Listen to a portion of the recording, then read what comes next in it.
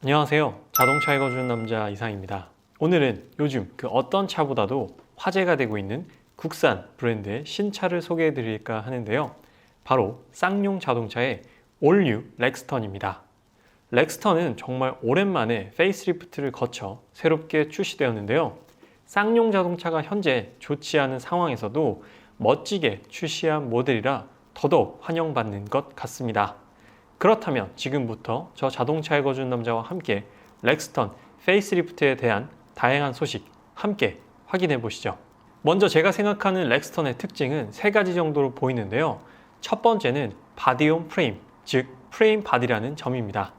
국내 브랜드 중에서도 프레임 바디를 가지고 있는 판매 중인 모델도 렉스턴과 모하비가 유일하며 해외 브랜드까지 포함하더라도 요즘 프레임 바디 구조를 가진 SUV를 찾기란 쉽지 않습니다. 그래서 바디온 프레임을 선호하시는 분들에게 신형 렉스턴의 출시는 상당히 반가운 소식이죠.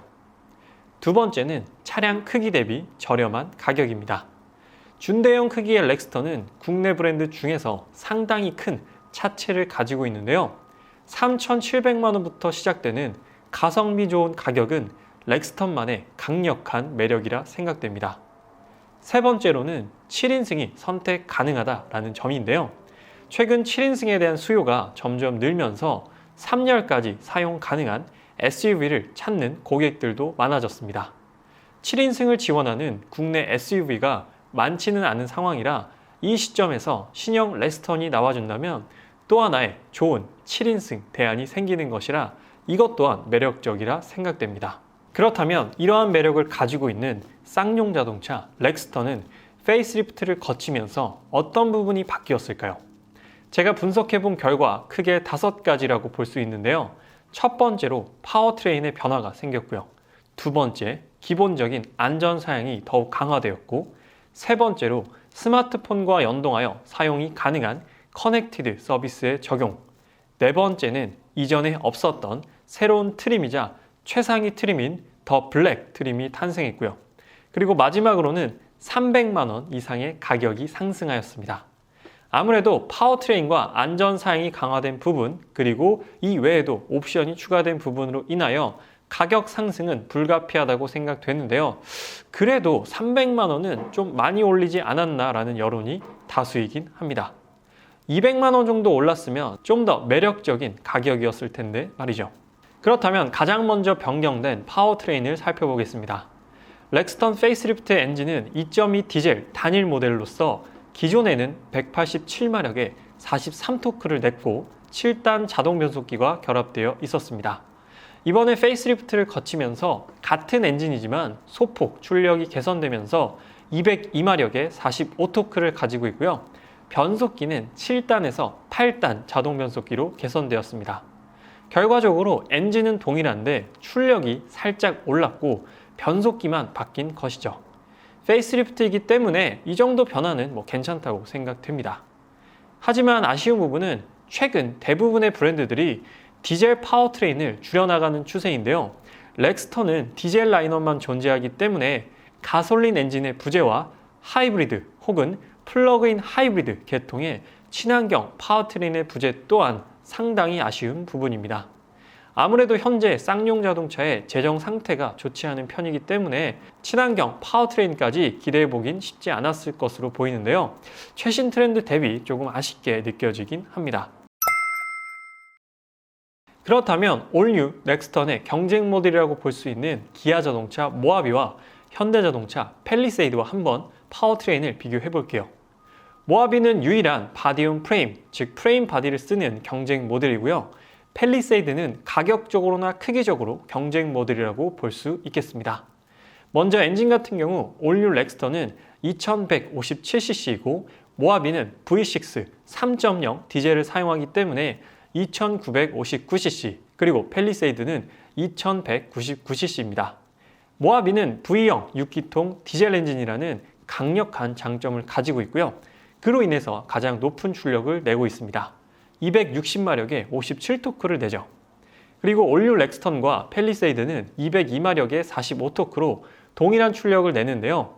올뉴 렉스턴이 다분히 팰리세이드 파워트레인을 겨냥하지 않았나라고 생각되는 부분입니다.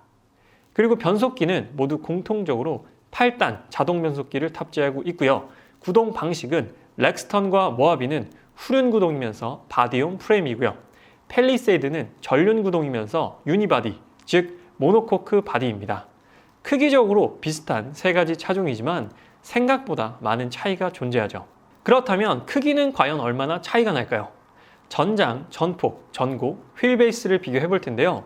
팰리세이드는 전륜 구동 방식이기 때문에 수치적으로만 한번 참고해 주시면 좋을 것 같고요. 아무래도 후륜 구동보다는 전륜 구동이 공간 효율성에서는 좀 더 이득이 있기 때문에 이 부분은 감안해 주시면 되겠습니다. 그래서 크기는 모하비랑 한번 제대로 비교해 볼까 하는데요. 전장 같은 경우에는 모하비가 조금 더 깁니다. 전폭은 렉스턴이 좀 더 넓고요. 높이 또한 렉스턴이 모하비보다는 더 높습니다. 하지만 실내 공간인 휠베이스는 모하비가 조금 더 넓은 편이죠.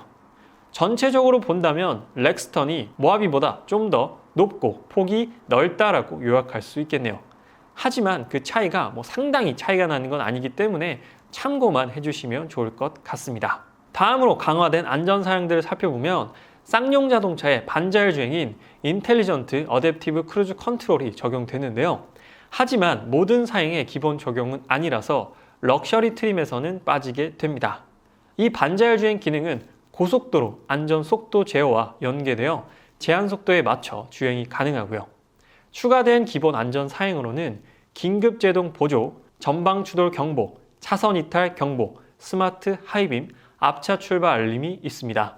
이 옵션들은 모두 이전 모델에서 옵션으로 90만 원을 추가해야 적용이 가능했던 선택 옵션이었는데요. 페이스리프트가 되면서 기본 옵션으로 적용되었습니다. 이 외에도 추가 안전 사양으로는 후측방 접근 충돌 방지 보조, 안전하차 경보, 안전거리 경보 등이 있으며 전자석 시트벨트 리마인더도 적용되었습니다. 페리전 모델에서는 1열에만 해당되던 것인데 페이스리프트가 되면서 전자석으로 스펙이 강화되었습니다. 다음으로는 이번 페이스리프트 되면서 추가된 더 블랙 트림인데요. 카리스마 있고 더욱 강인한 외관을 원하시는 분들에게 아주 호응이 높을 것으로 예상되지만 가격이 5천만 원이라 실질적으로 많은 판매가 이뤄질지는 궁금한 부분입니다. 더 블랙 트림은 기본 4륜 구동이 적용되고요. 올 블랙 외관 사양에 블랙 헤드라이너와 스웨이드 인테리어까지 적용됩니다. 티저 이미지를 통해 살짝 공개된 더 블랙 트림의 모습은 웬만한 수입차 못지않은 멋진 포스를 보여주고 있습니다. 실물이 정말로 기대되는 올뉴 렉스턴 더 블랙 트림이에요. 올뉴 렉스턴 더 블랙 트림은 신형 모하비의 그래비티 트림과 유사하지 않았나라는 생각이 드는데요. 모하비 그래비티 트림 또한 올 블랙 외관에 인테리어는 블랙 인테리어가 적용됩니다. 올 블랙 좋아하시는 분들에게는 꽤나 고민되는 두 차종일 것 같습니다. 다음은 트림 및 가격 변동 사양입니다. 페리전 렉스턴은 총 5가지 트림이었는데요. 3,440만 원을 시작으로 4,416만 원까지 가격이 형성되어 있었습니다. 페이스리프트 된 올뉴 렉스턴의 트림은 3가지로 간소화되었으며 사전 계약 금액은 3,700만 원부터 5천만 원까지 예상되고 있습니다. 아무래도 프레스티지 트림이 가장 많은 반응을 이끌어내지 않을까 싶은데요. 프레스티지 트림은 페리전, 헤리티지 트림과 비슷한 가격을 형성하고 있습니다. 이렇게 보면 또 가격이 생각보다 많이 오른 것 같진 않네요. 다음으로는 디자인의 변화를 살펴볼 텐데요. 사실 이번 페이스리프트 렉스턴에서 가장 주목받고 있는 부분이기도 합니다.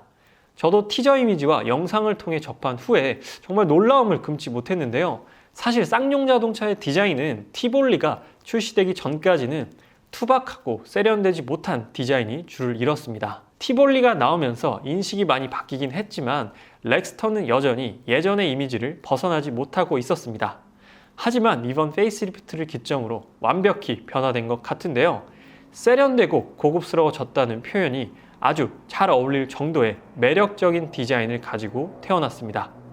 2배 이상으로 커진 라지에이터 그릴과 선명하고 또렷해진 주간 전조등이 크게 한몫하지 않았나 싶은데요.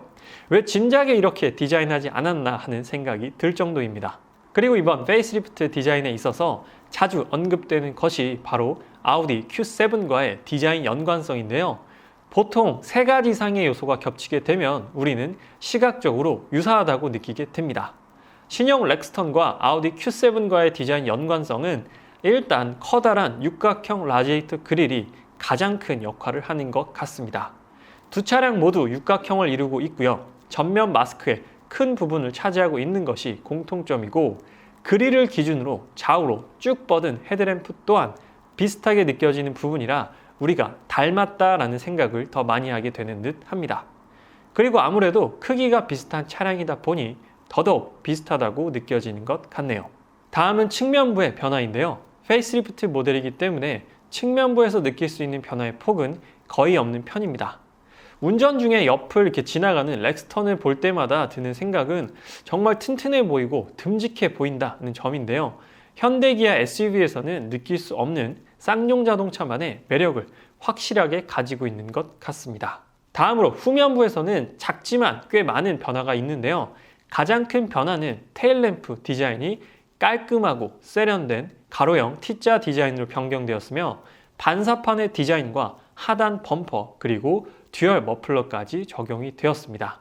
그리고 렉스턴의 레터링 또한 번호판 밑에 있던 위치가 번호판 위로 변경되었고요. 그래서 확실히 테일램프는 더욱 멋지게 변경된 것 같습니다. 인테리어에서도 변화가 꽤나 큰데요. 제가 가장 놀라웠던 부분은 바로 D컷 핸들의 적용이었습니다. 쌍용 자동차에서 그것도 렉스턴에 D컷을 넣을 생각을 하다니 정말 잘 안 어울리는 것 같긴 하지만 그래도 새로운 시도는 상당히 반가운 부분이고요. 12.3인치 풀 디지털 클러스터의 적용 또한 아주 칭찬해주고 싶은 부분입니다. 그리고 8단 변속기로 변경된 기어 노브는 전자식으로 바뀐 부분도 확실하게 신형 느낌이 나는 부분이고요. 다만 한 가지 아쉬운 점은 센터 디스플레이 크기가 이제 9인치로 좀 더 커지긴 했지만 동급 대비 혹은 최신 신차 대비 작은 편이긴 합니다. 14.5인치까지는 아니더라도 차 크기를 감안한다면 최소 10.25인치 정도는 적용해야 하지 않았나라고 생각이 되는데, 이건 확실히 좀 아쉽게 느껴지는 부분입니다. 그래서 오늘은 여러분들께 11월 4일 공식 출시되는 쌍용 자동차 렉스턴 페이스리프트에 대한 소식을 전달드렸는데요. 멋진 외관과 프레임 바디라는 유니크함, 그리고 준대형 차인 걸 감안했을 땐 높지 않은 가격대까지, 그리고 광고 모델로 흥하고 있는 임영웅 효과까지 미루어 봤을 때 저는 좋은 결과를 낳지 않을까라고 기대가 됩니다. 그래서 과연 올뉴 렉스턴은 현대기아 자동차의 독점을 막아낼 수 있을지 또 궁금해지는 부분입니다. 그래서 추후에 정식 출시가 된다면 또 한번 자세한 정보를 전달드릴 예정이니까요. 아직 자동차에 거주는 남자 구독 안 하신 분들께서는 구독하시면 다양한 자동차 소식을 꾸준히 받아보실 수 있습니다. 오늘 리뷰는 여기서 마치도록 할게요. 지금까지 자동차에 거주는 남자 이상이었습니다. 시청해주셔서 감사합니다.